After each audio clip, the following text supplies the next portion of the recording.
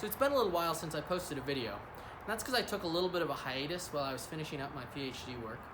But fortunately, everything went well, and I'm thinking things are going to be settling down for me. So my plan is to get videos out on a more regular basis again.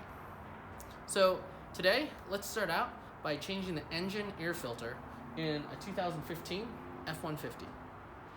So when we open the hood, first thing you're going to notice is that the air intake is right here. So this is where the engine's going to be sucking its air in. And if we follow this ductwork around, it goes directly into the air box, which is positioned right here. So we can see here that the intake scoop for the air comes down and actually feeds the bottom of this air filter box housing. The filter sits in here like this, and then the clean air is going to get sucked up and into the engine. Now, it's important to know that this is the engine air filter. In my opinion, this is the most important air filter on your car. The cabin air filter, which is going to sit usually somewhere under the passenger glove box, just filters the air that's being either recirculated or pulled into your car. In fact, some cars don't even have them.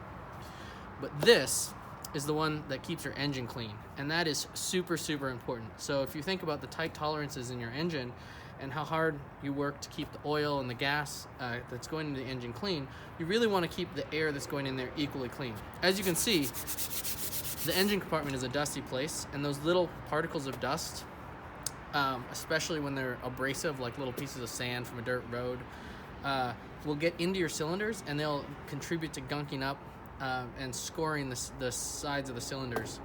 So to open this up, there's just two clips here, and once we pull those, we can then slide the air filter top out of the this locking there's these little fingers that go into the locking holes there.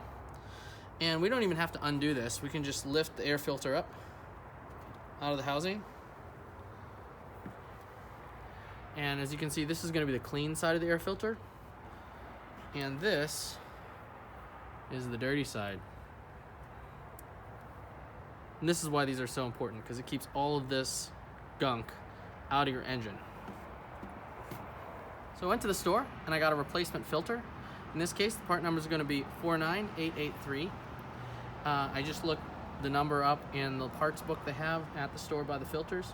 Just like with oil filters and oil brands, the brand of air filter you get does matter, but as long as you're getting a good one, it doesn't matter that much. So the first thing I'm going to do is compare these to make sure they look like they're the same part. And indeed, it looks like they are. And you can see just how dirty this filter membrane is. On the side, you can see that it originally had the same yellow color that this has, and it's just collected all of the crap. Now these are slightly different. These seem to be held together with these bands here, and in this case it's not. But I think it's going to fit just fine. So to change this out, we're just going to drop this in. Now we're going to remember that, we're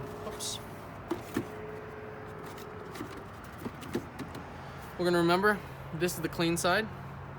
So this side is facing the engine, the other side's facing down. We're going to look around, make sure this gasket is sealing so no air is sneaking in around it that way. Slide those locking fingers back in and lock it down. So with that, I think we're good.